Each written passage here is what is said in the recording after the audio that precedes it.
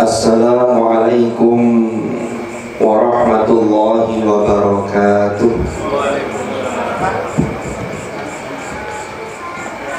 Alhamdulillahi rabbil alamin.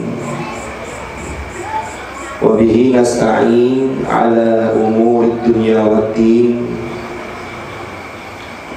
Wassalatu wassalamu ala ashrafil anbiya'i wal mursalin Sayyidina Muhammadin wa ala alihi wa sahbihi ajma'in.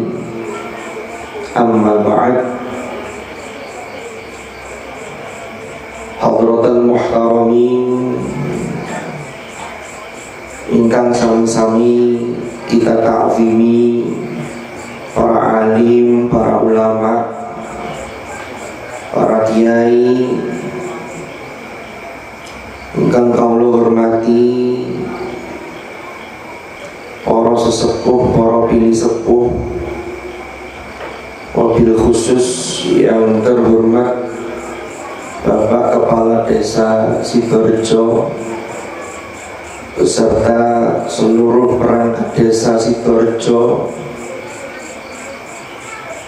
Yang saya hormati para kepala dusun di Desa Sidorejo. Yang saya hormati para tokoh masyarakat, termasuk sewu jajaran pengurus ranting Nahdlatul Ulama, baik di jajaran syuriah ataupun tanfidiyah.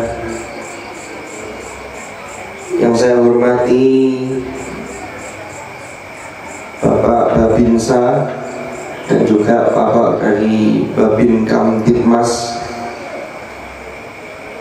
sedaya mawon ingkang hadir, para rawuh, para bapak, para ibu sedaya, dan juga mas-mas dan mbak-mbak KKN yang ada 3 kelompok yang ada di Desa Sidorejo ini.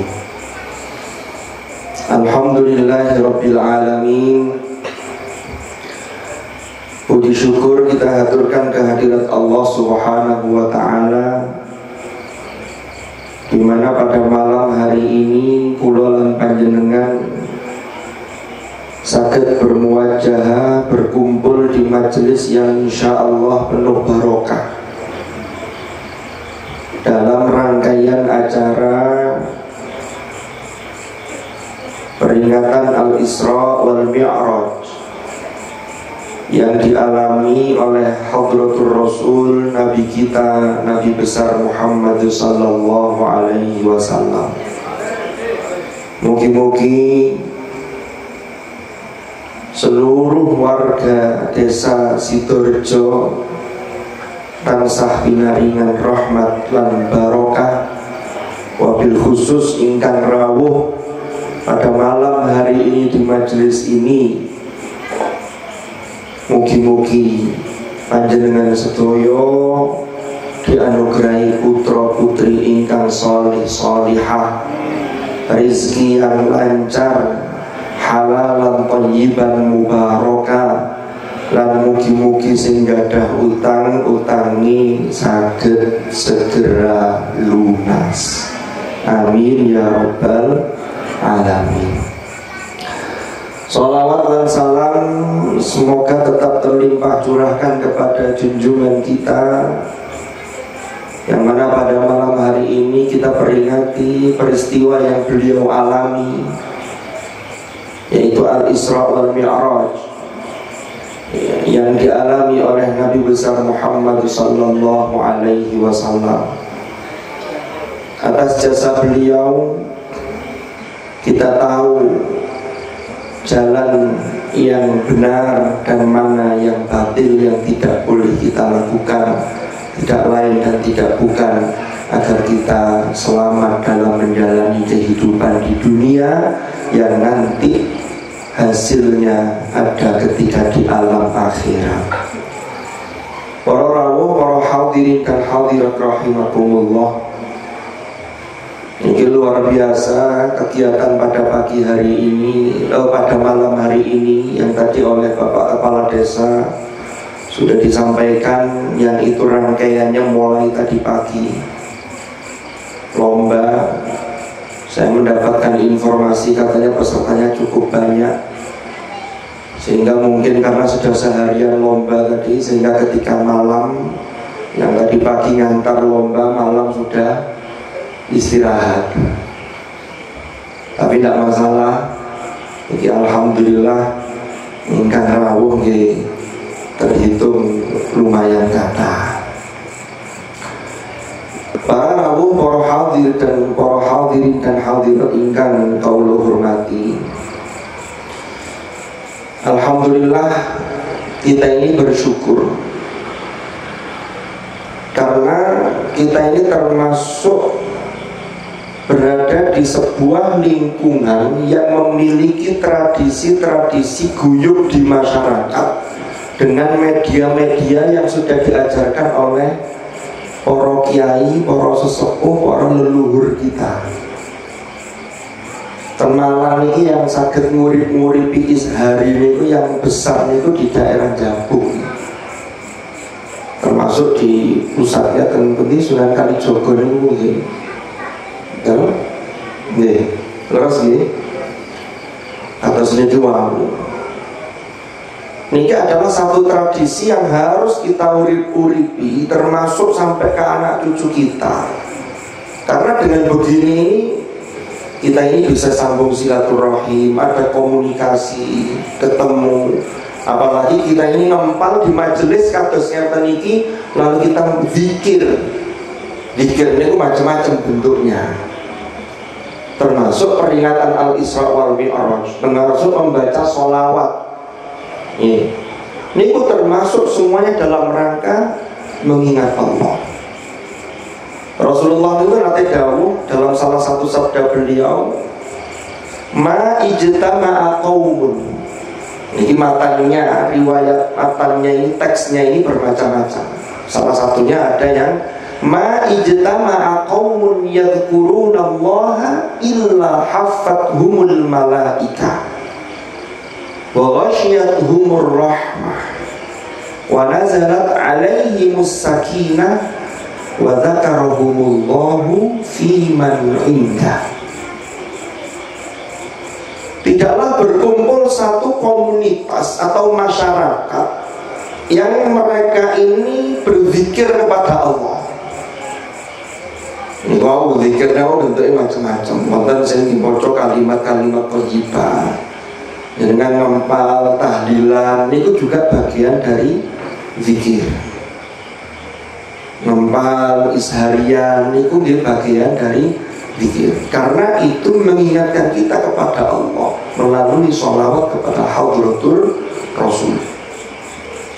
Acara ngeten iki peringatan Al-Isra wal Mi'raj, yang nanti kita ini juga diajak untuk mengingat Allah, untuk meningkatkan bagaimana keimanan kita ini semakin hari semakin baik. Maka berdasarkan sabda Rasulullah SAW, yang kelompok atau masyarakat memiliki kempal, lalu kemudian mereka ini yadhkurunallah, maka tidak lain dan tidak bukan kemudian haffathumul malaika. Malaikat itu diutus sekaligus di Allah meliputi niki, lalu diliputi dengan rahmat Allah, wa ghasyiyatuhumur rahmah, diturunkan ketenangan. Lalu yang juga penting adalah wa dzakarallahu fi man indah, wa dzakarahumullahu fi man indah. Allah menyebut mereka itu termasuk di antara orang-orang yang ada di sisinya. Jadi kalau wonten hamba, nih kula lan panjenengan hamba sedaya niki Abdullah, niku lagi disebut secara spesial, niku berarti punya kedudukan tersendiri. Mungkin-mungkin kula lan panjenengan termasuk orang-orang yang masuk kategori dalam nopo yang didakwakan oleh Hadratur Rasul sallallahu alaihi wasallam. Allahumma shalli wa sallim wa barik alaihi. Para rawuh, para hadirin hadirin dan hadirat rahimakumullah, dalu menika kula lan panjenengan niki hadir di majelis ini dalam rangka memperingati Isra Mi'raj atau Al-Isra wal Mi'raj. Niki sampun patah ulasan tentang Isra dan Mi'raj ini teng pundi-pundi ten YouTube ini ada. Sekarang yang paling penting adalah bagaimana kita ini secara individu dan secara kolektif, secara masyarakat niku mampu mengambil pesan dan hikmah yang terkandung di balik peristiwa-peristiwa ini, sehingga kita ini ada progres, ada peningkatan. Nek mari melok peringatan pengajian nopo kira-kira ono bedane tambutan. Ini yang paling penting sesungguhnya. Ya. Kan kalau kita baca sejarah peristiwa Al-Isra dan Al-Mi'raj itu sesungguhnya adalah peristiwa yang memang tidak bisa dinalar. Itu bukan karena zaman saat ini itu jadi tiang-tiang di luar nur. Maksudnya ini memang bukan wilayah akal, tapi niki wilayah keimanan. Karena peristiwa itu hanya terjadi sekali, dan itu kalau dirasionalisasikan menggunakan akal manusia itu bertenutut. Ini yang namanya kemudian oleh para ahli, para ulama disebut dengan suprarasional. Jadi bukan irasional. Kalau irasional tidak masuk akal, tidak mungkin. Tapi ini suprarasional, artinya memang bukan wilayah akal.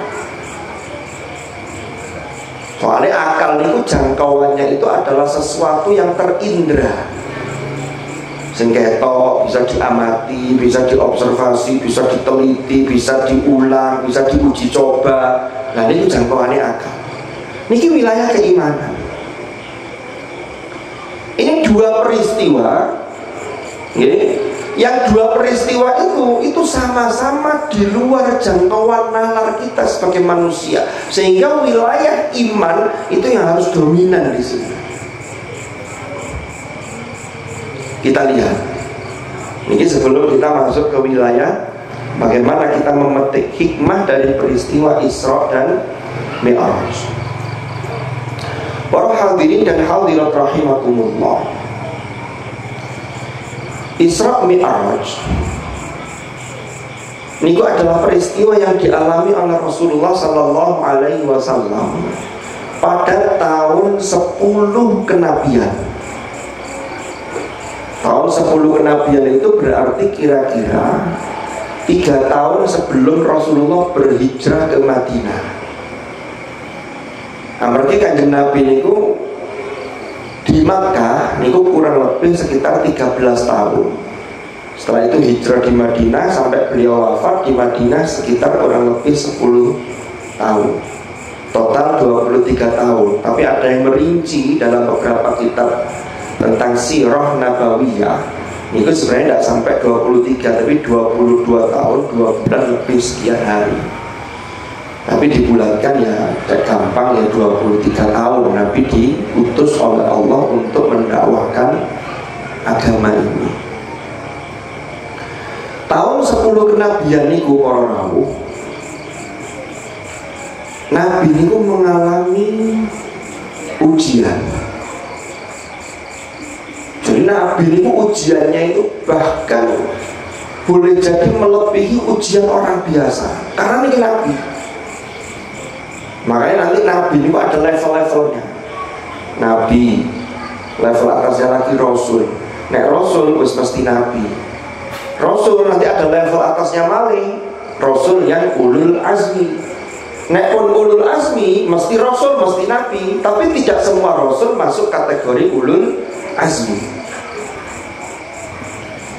Tahun 10 kenabian Nabi mulai kaum kafir Quraisy itu memboikot Bani Hashim yang di dalamnya termasuk Hadratul Rasul sallallahu alaihi wasallam. itu diboikot dan diembargo secara ekonomi, dan diboikot tidak boleh melakukan aktivitas perdagangan. Ini Bani Hashim. Jadi ada embargo ekonomi. Terus lagi di tahun ini para rawuh, orang yang selama ini mensupport dakwah Nabi, paman beliau yang bernama Abu Thalib. Nih, Abu Thalib ini wafat di tahun itu, sehingga karena Abu Thalib itu tokoh di kalangan suku Quraisy, sehingga ketika Abu Thalib ini wafat, yang membackingi Rasulullah Sallallahu Alaihi Wasallam, yang membackup dakwah Nabi, akhirnya para tokoh-tokoh Quraisy itu tidak sungkan lagi untuk berani menghalangi bahkan menyakiti Hadratur Rasul Sallallahu Alaihi Wasallam. Selisih 5 bulan wafat lagi istri beliau, yaitu Sayyidah Khadijah binti Khuwailid, Khadijah Al-Kubra. Sayyidah Khadijah itu istri Nabi yang mensupport, mendukung baik secara moral maupun secara finansial. Wah, dakwah Nabi yang dibiayai karena Khadijah ini yang orang kaya, pebisnis sukses. Apalagi Sayyidah Khadijah itu di saat semua orang mendustakan Hadratur Rasul, orang yang pertama kali beriman dari kalangan perempuan adalah istri beliau, yaitu Sayyidah Khadijah. Ini orang yang pertama kali beriman setelah Rasulullah ini diangkat menjadi Nabi, mendapatkan wahyu dari Allah yang dibawa oleh malaikat Jibril alaihi salam. Akhirnya beliau ini mencari perlindungan, termasuk ke daerah Taif. Ternyata di sana terjadi pengusiran. Ini akhirnya kesedihannya bertumpuk-tumpuk. Tapi satu hal yang bisa kita ambil hikmah, yang bisa kita ambil pelajaran, beliau diuji dengan ujian yang sedemikian rupa, beliau tidak pernah sekalipun bersuudzon kepada Allah Subhanahu wa ta'ala. Makanya di tahun 10 kenabian ini para rawuh turun surah namanya surah Yusuf. Yang di surah Yusuf itu cerita bagaimana perjuangan Nabi Yusuf. Karena satu-satunya surah dalam Al-Quran yang ceritanya utuh dan runtut itu adalah kisah Nabiullah Yusuf alaihi salam. Sampai di rangkaian akhir itu ada ayat yang berbunyi, Allah berfirman, A'udzu billahi minasy syaithanir rajim. Hatta idza istay'asa ar-rusul wa dhannu annahum qad kudzibu ja'ahum nasruna. Al-ayat. Bapak maknanya, sampai ketika para rasul itu hampir berputus asa, tapi tidak berputus asa, hampir. Makanya di situ hampir, karena putus asa ini bukan asa. Ketika hampir berputus asa, kenapa? Karena didustakan oleh kaumnya. Ya, ja'ahum nasruna, maka kemudian datang kepada mereka pertolongan kami. Ini kemudian memberikan sugesti atau memberikan daya optimisme kepada Rasulullah Sallallahu Alaihi Wasallam. Maka dari sini, sebelum peristiwa Al-Isra wal Mi'raj ini, ada satu pesan tersirat bahwa orang itu menungsoniku selama judulnya uang niku jek urip, maka tidak ada orang itu yang lepas dari ujian. Dan ujian itu bentuknya bermacam-macam. Maka kata kuncinya, tiang itu nek diuji, jangan sampai berputus asa dari rahmat Allah. Yang kedua, jangan sampai suudzon, berburuk sangka atau berprasangka buruk datang Gusti Allah. Kalau Kalau dua model itu bisa dilakukan dan punya optimis yang kuat kepada Allah, maka insya Allah akan datang pertolongan Allah. Asalkan kita betul-betul berada di jalan yang benar dan diridhoi oleh Allah. Para rawuh, para hadirin dan hadirat rahimakumullah. Kemudian setelah peristiwa ujian yang bertubi-tubi, makanya di tahun ke-10 kenabian itu disebut dengan Amul Huzni. Jadi Rasulullah itu menungso.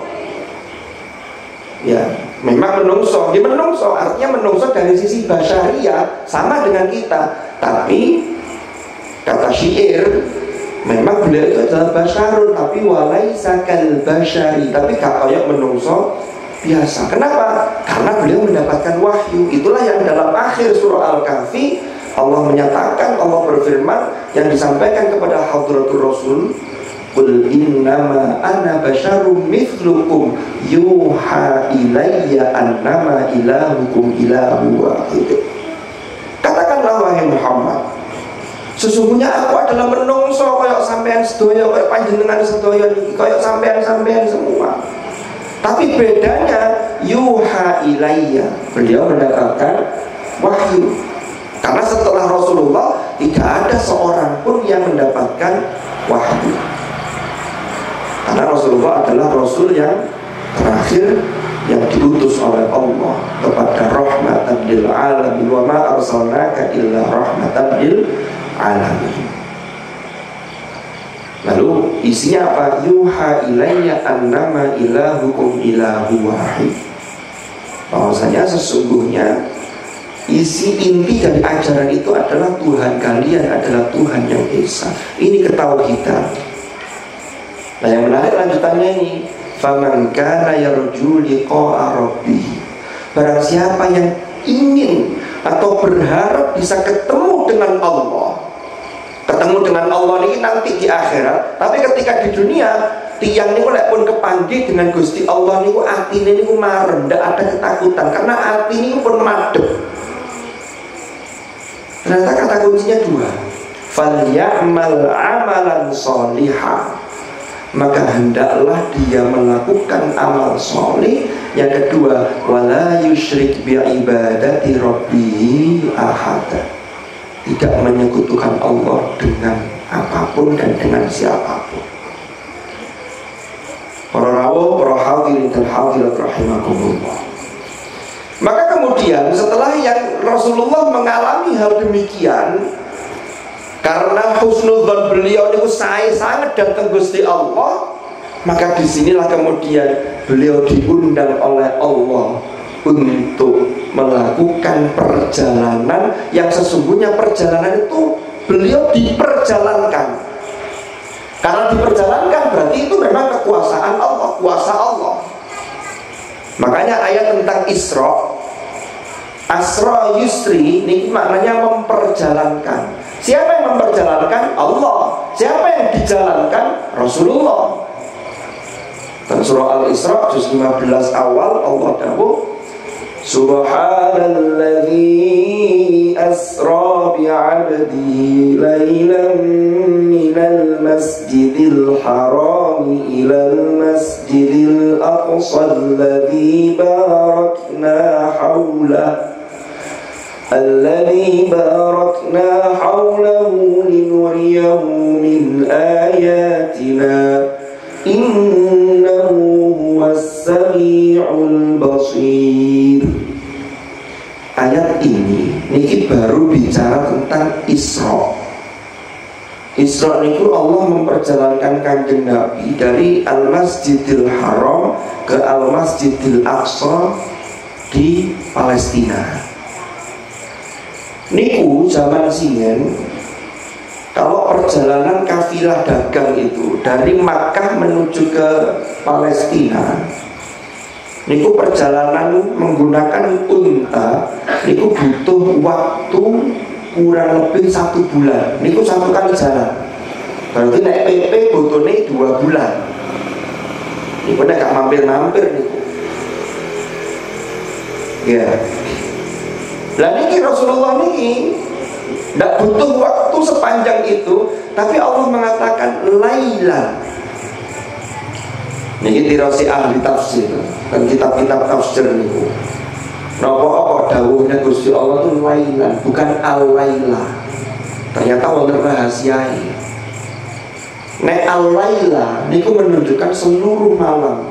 Berarti perjalanan itu membutuhkan waktu seluruh malam. Padahal niki hanya lailan. Lailan menapa bedanya?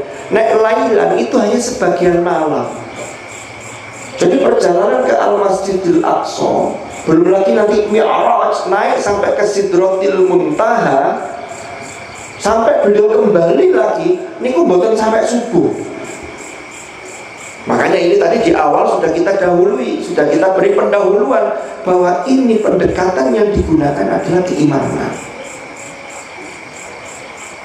Tapi nanti ada pakar-pakar sains dari sisi saintifik, itu kemudian dari sisi ilmu pengetahuan diteliti.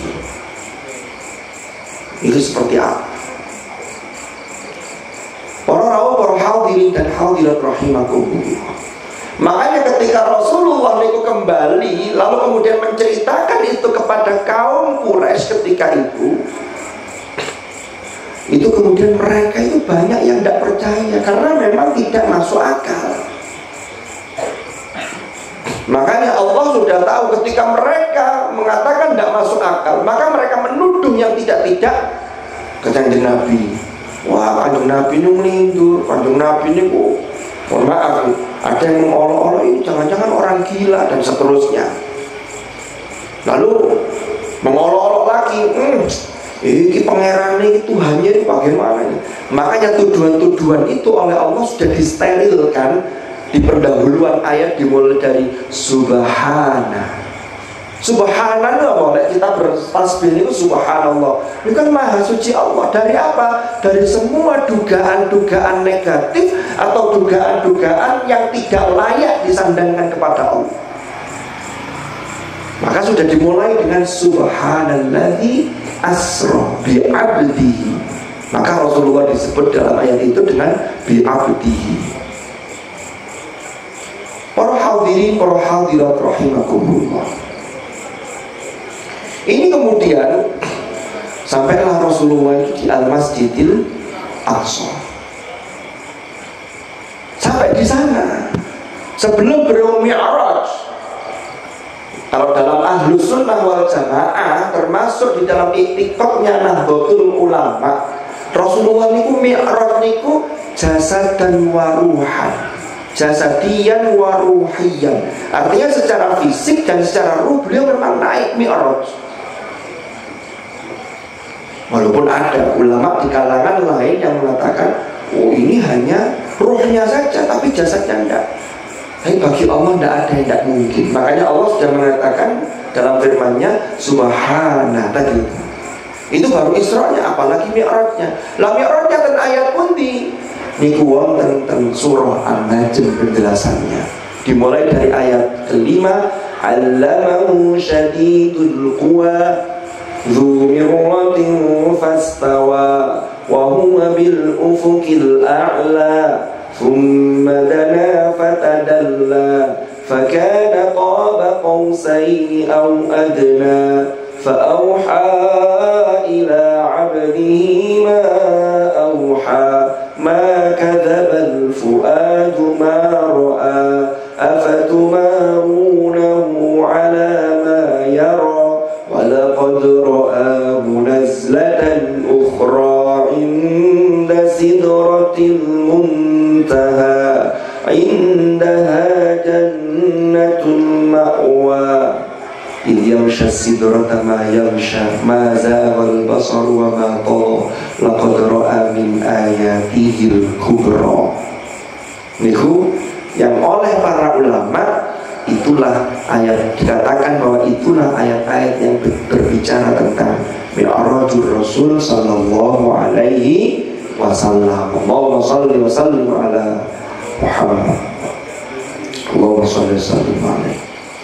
Para rawuh, para hadirin dan hadirat rahimakumullah. Kemudian Rasulullah ini ketika di Baitul Maqdis, di Al-Masjidil Aqsa ini, sebelum beliau Mi'raj, Ternyata di situ beliau sudah ditunggu oleh para nabi-nabi sebelum beliau. Lalu kemudian beliau menjadi imam sholat di situ. Maka ini kata para ulama, ini menunjukkan bahwa nabi-nabi terdahulu ketika Hadratur Rasul sudah diutus sebagai nabi dan rasul, maka syariat-syariat nabi sebelumnya itu sudah dimansuh, sudah mengikuti syariat Rasulullah, kecuali syariat yang memang masih dilestarikan seperti syariat Nabi Ibrahim. Makanya muncul kaidah dalam usul fikih ini, syar'u man qablana syar'un lana ma lam yunsah. Khitan itu syariatnya Nabi Ibrahim tapi tidak dihapus, maka syariatnya Nabi Muhammad tetap ada khitan bagi laki-laki. Haji tetap di Ka'bah Baitullah sebagai pusat porosnya untuk tawaf dan seterusnya. Tapi yang lain-lain ini kemudian mengikuti syariat Rasulullah Sallallahu Alaihi Wasallam. Barulah kemudian Rasulullah itu diantar oleh Jibril naik. Ini melintasi lintas batas dan lintas ruang dan waktu. Nun sewu,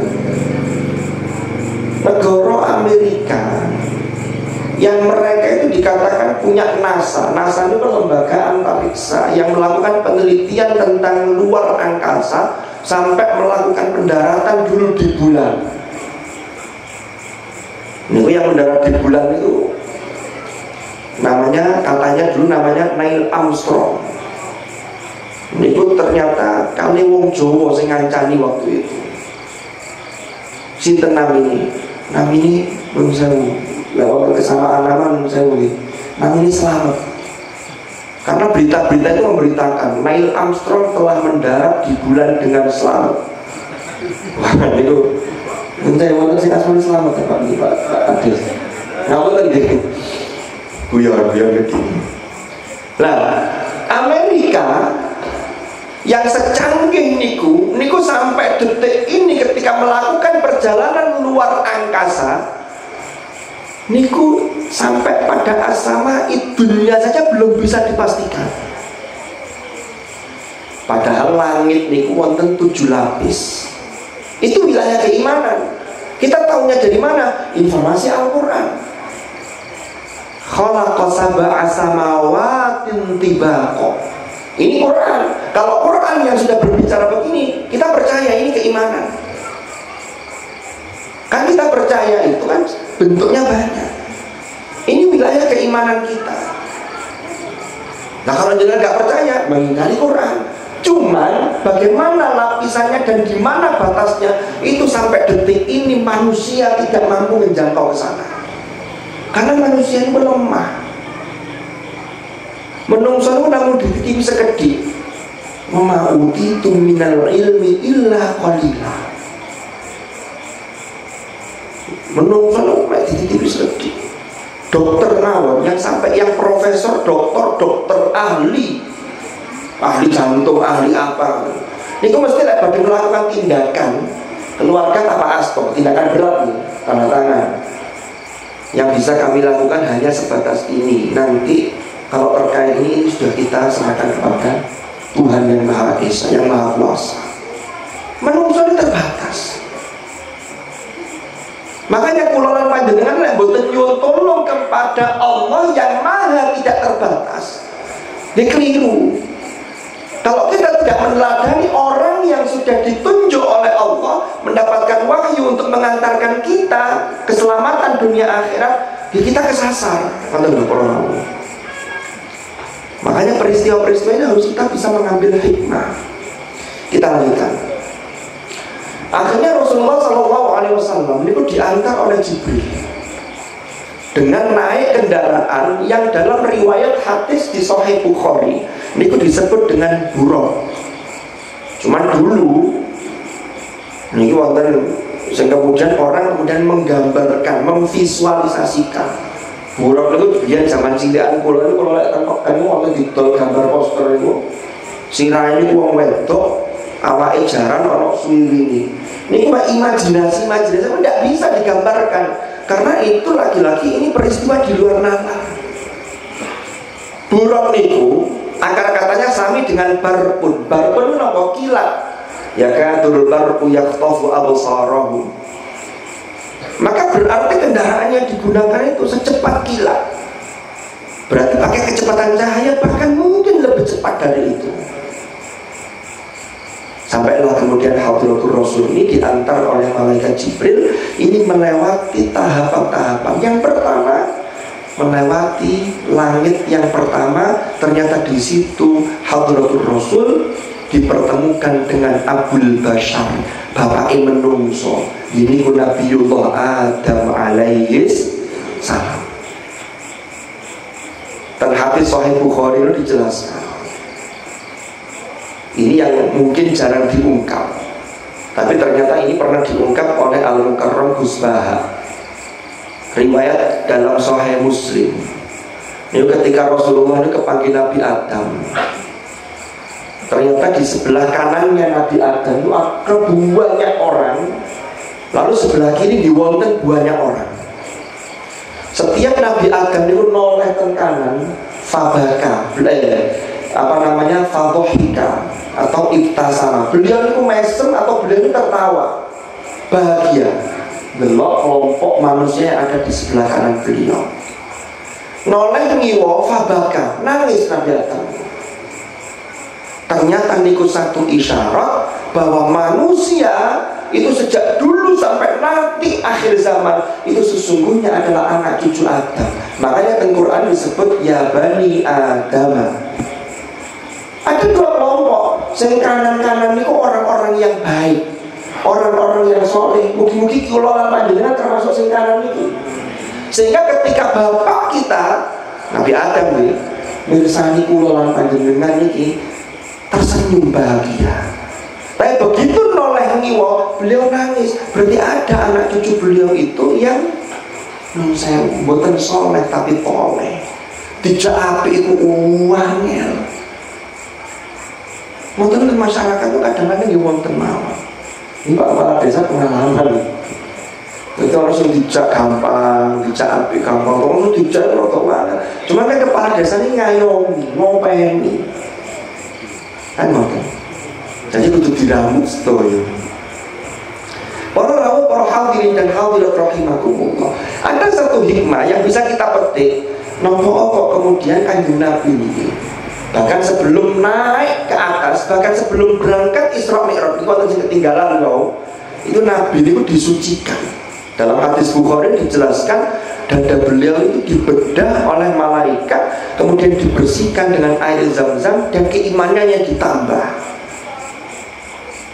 Ini satu pesan bahwa orang itu kalau mau menghadap Allah, maka itu harus ada bersuci dan mensucikan diri. Makanya nanti oleh-oleh dari Mi'raj itu sholat yang diperintahkan itu kan dimulai dari orang harus suci dari hadas, suci dari najis. Kan betul? Nanti kita kupas ketika kita sudah membahas sholat. Kita lanjutkan dulu. Kemudian naik ke langit kedua. Langit kedua, Rasulullah dipertemukan dengan Nabi Yahya dan Nabi Isa. Nabi Yahya dan Nabi Isa itu dua orang Nabi yang sama-sama. Kalau Nabi Yahya terbunuh oleh umatnya di usia muda. Nabi Isa atas propaganda orang Yahudi, kemudian Nabi Isa dikejar-kejar tentara Romawi, sampai kemudian mereka menganggap sudah membunuh Nabi Isa, tapi sesungguhnya Nabi Isa diselamatkan oleh Allah, tapi diwafatkan dulu. Karena Al-Quran menyatakan inni mutawaffika wa rafi'uka ilayya. Ya. Mereka beranggapan sudah membunuh Isa, tetapi mereka sesungguhnya bukan membunuh Isa, tapi orang yang walakin syubbiha lahum, ada orang yang diserupakan. Itu yang katanya dalam sejarah namanya Yudas Iskariot itu. Ini pengkhianat awalnya, tapi kemudian ketika pasukan Romawi itu mengepung, dialah yang mirip dengan Isa kemudian dibunuh. Kan begitu. Lalu kemudian disalib. Kemudian muncul propaganda nopo, muncul desas-desus, ada orang yang mengajarkan ajaran tidak benar. Katanya begini, Isa itu lahir dari hal-hal yang luar biasa tanpa kehadiran Bapak, berarti dia ini anaknya Tuhan. Muncul ajaran itu. Lalu kemudian dia ini disalib untuk nebus dosa manusia.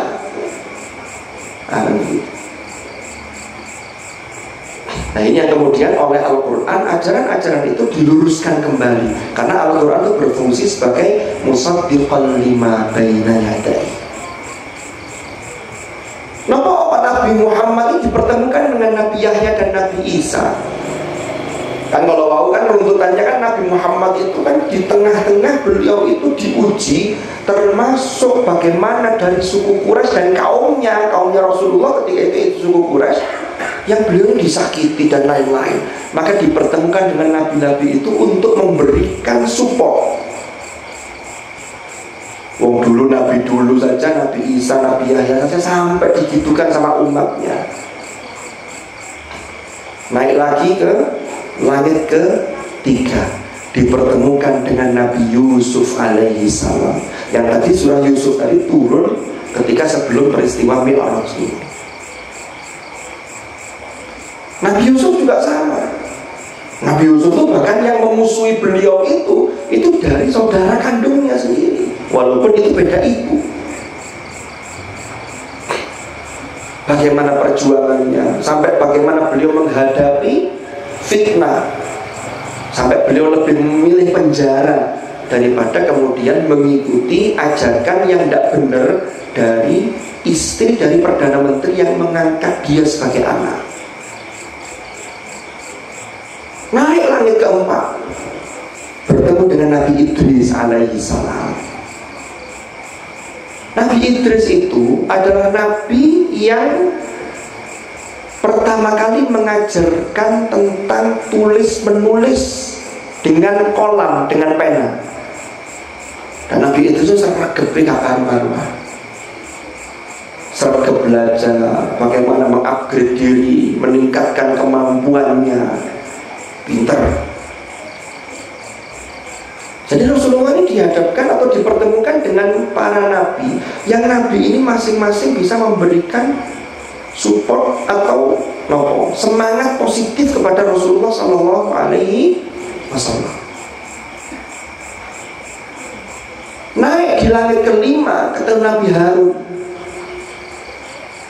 Nabi Harun itu adalah saudaranya Nabi Musa, yang ketika Nabi Musa mengambil Taurat, beliau bertemu dengan Allah selama 40 malam atau 40 hari. Ini umatnya ini dititipkan kepada Nabi Harun.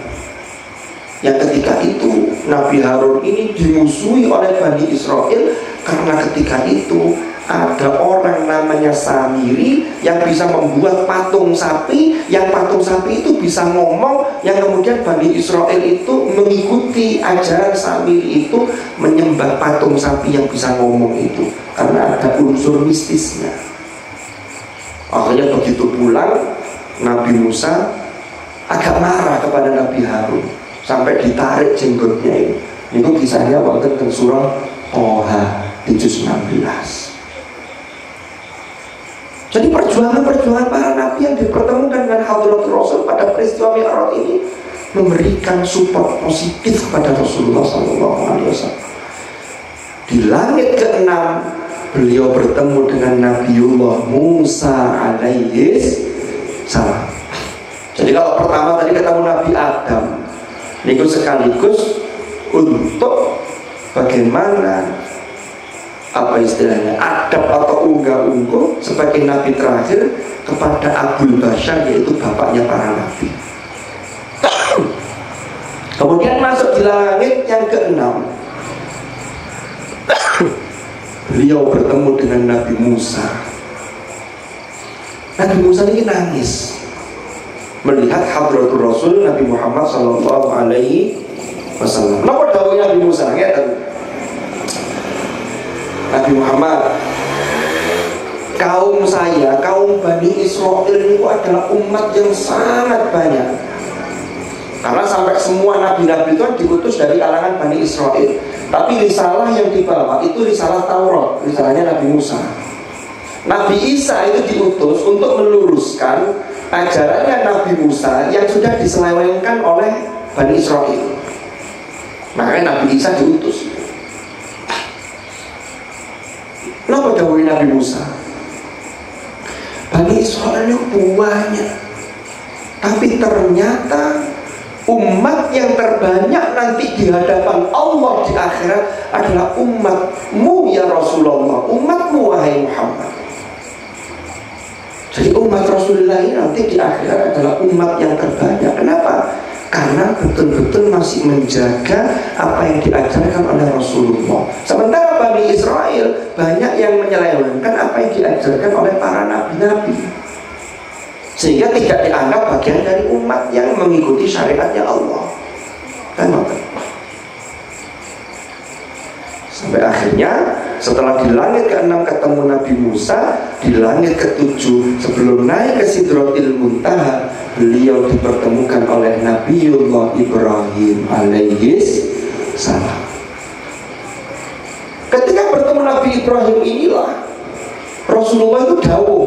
Ini dalam riwayat Muslim tadi, lanjutannya tadi, cerita Rasulullah itu, saya itu ketemu Nabi Ibrahim itu ada ikatan emosional yang luar biasa. Karena ajaran saya yang oleh Allah disampaikan kepada saya untuk disampaikan kepada umatku ini yang paling mirip dengan ajaran Nabi Ibrahim alaihissalam. Mengesahkan Allah jelas, yang lain-lain banyak. Makanya kita ini dalam tahiyat itu setelah sholawat kepada Hadratul Rasul, maka lanjutannya makanya disebut sholawat Ibrahimiyah. Maka kama shallaita ala sayyidina Ibrahim wa ala ali sayyidina Ibrahim. Lu kan mata juz 14 di akhir juz 14 Allah dawuh anit tabi' millata Ibrahim hanifa. Rasulullah diperintah untuk mengikuti millah, yaitu agama yang dibawa oleh Nabi Ibrahim. Makanya syariat khitan itu masih, syariat haji itu sejak zamannya Nabi Ibrahim. Karena yang pertama kali diperintah untuk menyeru manusia untuk haji itu Nabi Ibrahim. Dan surah Al-Hajj Allah dawuh wa adzim fin nasi bil haji ya'tuka rijalan wa ala kulli dhamiri yatina min kulli fajjin amiq. Para rawuh, para hadirin dan hadirat rahimakumullah. Barulah kemudian Rasulullah naik ke Sidratil Muntaha. Singkat cerita, disitulah Rasulullah mendapat perintah langsung, yaitu sholat. Ada pertanyaan, loh, tadi kan Rasulullah ini saat dari naik ke langit sampai naik ke Sidratil Muntaha, beliau kan ngimami sholat di Masjidil Aqsa. Ini wonten riwayat. Nah padahal perintah sholat itu diterima ketika Mi'raj. Dan ini para rawuh ingkang badhe kula aturaken termasuk banyak di antara orang-orang itu yang menduga bahwa perintah sholat itu pertama kali ketika Mi'raj. Padahal boten. Rasulullah itu ketika diangkat jadi nabi, mendapatkan wahyu, itu sudah diperintah untuk sholat. Tetapi sholatnya hanya 2 waktu. Allah dawuh wa aqimis sholata tarafayn nahari wa zulafam minal lail. Hanya 2 waktu, pagi dan petang. Tapi syariat sholat itu sudah ada zaman nabi-nabi sebelumnya. Cuman bentuk syariatnya itu yang berbeda-beda antara satu nabi dengan yang lain. Contoh, Nabi Sulaiman nih Bu, sholatnya mek ngadeg tok. Makanya sampai beliau wafat ketika sholat itu pasukannya termasuk jin itu tidak tahu kalau Nabi Sulaiman ternyata wafat ketika sholat. Baru tahu itu ketika tongkat beliau yang dijadikan sandaran beliau berdiri ketika sholat itu, tongkatnya dimakan rayap, terus beliau tersungkur. Ini wonten ten surah Saba. Falamma qadayna 'alaihil mauta ma dallahum 'ala mautihi illa dabbatul ardi ta'kulu min sa'atah. Jadi Nabi Sulaiman nggih salat, tapi salatnya mboten kados kula lan panjenengan. Kalau sholat kita kan sudah diajarkan Rasulullah, makanya beliau dawuh, "Shallu kama ra'aitumuni usolli." Sholatlah kalian sebagaimana kalian melihat aku sholat. Sahabat ningali Rasulullah sholat, diikuti oleh sahabat. Sahabat Rasulullah tidak ada, diikuti tabi'in, diikuti berikutnya, sampai kemudian oleh Imam Asy-Syafi'i dirumuskan, ditulis dalam kitab beliau, yang kemudian sampai kepada generasi ulama berikutnya, terus sampai ke kita mengikuti mazhab Imam Syafi'i. Imam Syafi'i dari mana? Dari gurunya siapa? Imam Malik. Imam Malik dari siapa? Dari Imam Nafi'. Imam Nafi' gurunya siapa? Abdullah bin Umar. Abdullah bin Umar adalah sahabat Rasulullah SAW. Abdullah bin Umar adalah putra dari Umar ibnul Khattab. Ketemu Rasulullah. Makanya sanad ilmu ini dalam tradisi NU ini penting. Termasuk panjenengan ketemu kiai, ketemu sinten, saling cium tangan, itu nyambung sampai Rasulullah. Soalnya wonten hadis musalsal niku. Iku Rasulullah nanti dawuh ngeten. Man safahani au man safaha man safahani dakhalal jannah. Barang siapa yang bersalaman denganku atau bersalaman dengan orang yang pernah salaman denganku, dia masuk surga. Berarti niki kata para ulama, berarti musafahah, salaman niki nyambung. Ini kalau diteruskan hadis ini terus, ini nyambung mana? Itulah termasuk runtutan syarat. Makanya barokah ini bukan ketinggal, tapi bisa dirasakan. Jangan nek takzim ten guru, takzim ten masyayikh, takzim ten kiai sing bener. Niku insyaallah wonten barokah. Buat panjenengan, dan putra panjenengan dan seterusnya. Nikilah tradisi-tradisi seperti inilah yang di zaman modern seperti hari ini, di zaman game online yang sudah sedemikian rupa ini, itu tetap tradisi-tradisi ini harus kita jaga. Para hadirin dan hadirat rahimakumullah. Kembali lagi ke tadi. Napa bukti ini kok sholat sudah diwajibkan ketika dari awal? Ayat dalam surah Hud. Lalu surah Al-Alaq, Allah berfirman, "Ara'aital ladzi yanha 'abdan idza shalla." Bagaimana pendapatmu? Bagaimana pandanganmu tentang seseorang yang menghalang-halangi seorang hamba ketika melaksanakan sholat? Yang sholat siapa? Rasulullah. Ayat ini turunnya jauh sebelum peristiwa Mi'raj. Surat Al-Alaq itu loh orang. Siapa yang mengganggu Rasulullah sholat? Ada namanya Abu Jahal, yang nama aslinya Amr bin Hisham. Itu menghalang-halangi Rasulullah mau sholat, dilempar batu, durang terus, pokoknya dihalang-halangi. Nah, berarti Mi'raj itu apa? Mi'raj niku perintah langsung terkait revisi sholat tadi itu. Kemudian diperintahkan, kalau dalam hadis riwayat Bukhari niku diperintah 50 waktu. Panjang hadisnya ini. Ini agak perlu persingkat karena tibanya masih untuk suwi. Undalu ya. Oke, mantun insyaallah. Soalnya mulai ini undalu. Coba mulai ceramah ke injing awal, insyaallah buat ngantos halu ya. Ganti lomba sing dalu betul. Kira-kira kalau peserta itu buat lomba dalu ngantuk lari-larinya. Nah, 50 ini kemudian Rasulullah turun ketemu Nabi Ibrahim. Nabi Ibrahim buatan komentar nopo-nopo, karena Nabi Ibrahim itu disifati dengan Awwahun Halim.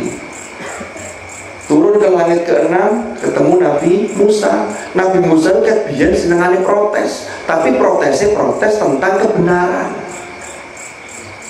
Makanya Nabi Musa kemudian tanya ke Rasulullah, jenengan oleh-oleh nopo saking Gusti Allah? Niki perintah sholat pinten 50 waktu. Waduh, Nabi Muhammad, umat kula niku wong iki gedhe-gedhe niku wangel.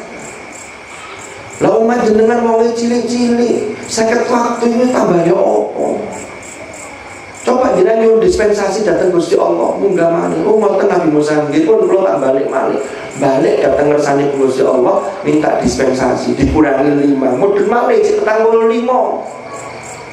Nabi Musa protes malih. Tangan malih bae saged kurang ini. Sampai ping 9, sampai terakhir 5. Begitu 5 Nabi Musa cek nenyang maneh, cek protes malih. 5 yang kuatan itu. Makanya sholat itu termasuk sesuatu yang berat. Disebutkan dalam Al-Quran, wasta'inu bisabri wassholah wa innaha lakabiratun illa 'alal khashiin. Sungguh sholat itu berat kecuali bagi orang-orang yang khusyuk. Makanya sholat itu 5 kadang-kadang jadinya. Kok awis mepet-mepet, saking tak waktu dia judo dan seterusnya. Ini model-model nyangat makan. Padahal sholat itu parameter seorang hamba, bagaimana dia ini mi'raj kepada Allah secara ruhani. Inilah sesungguhnya yang harus kita ugemi. Oleh-oleh dari mi'rajnya Rasulullah, sholat itulah. Karena sholat itu, sebagaimana di akhir juz 16 itu Allah berfirman, wa'mur ahlaka bis-sholati wastabir 'alaiha. Perintahlah keluargamu melaksanakan sholat dan bersabarlah dalam mendirikan sholat. Mendirikan sholat, ngejak sholat itu butuh kesabaran yang ekstra. Dawuh Allah, la nas'aluka rizqa, aku gak njaluk rezeki dari kalian. Ya, nahnu narzuqu, justru kamilah yang memberi rizki pada kalian. Loh, ini seharusnya menjadi renungan bagi kita.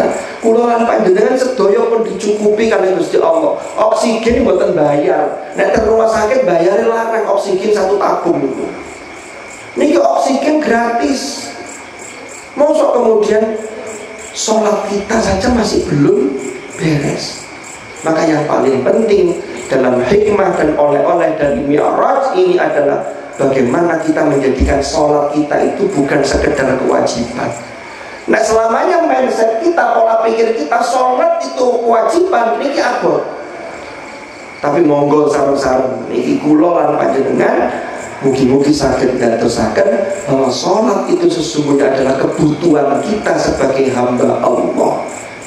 Tiang nek sholati sae insyaallah lintu-lintune sae. Nek tiang boten sae pasti bisa dipastikan mesti sholati boten sae. Ya bersani. Pokoknya orang gak beres dan masyarakat mesti sholati gak beres. Pun niku parameter.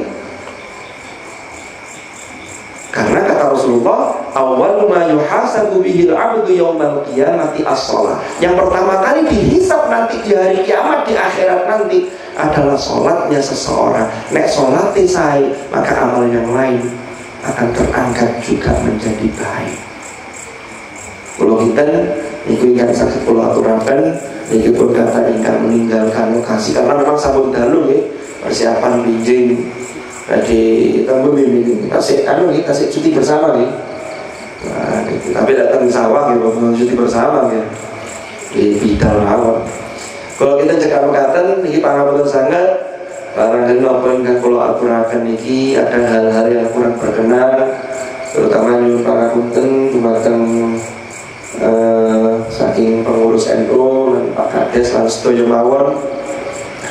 Barangkali apa yang saya sampaikan ada hal-hal yang kurang berkenan dan tentunya di sana sini banyak kekurangan, dan mugi-mugi kula tetap berharap bahwa ingkang kula sampaikan niki ada hal-hal yang bisa memberikan sumbangsi positif kepada kita, terutama untuk perbaikan diri kita yang harus kita mulai dari perbaikan sholat kita masing-masing. Kurang lebih mohon maaf.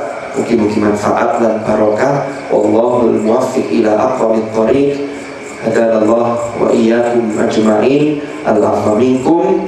Assalamualaikum warahmatullahi wabarakatuh.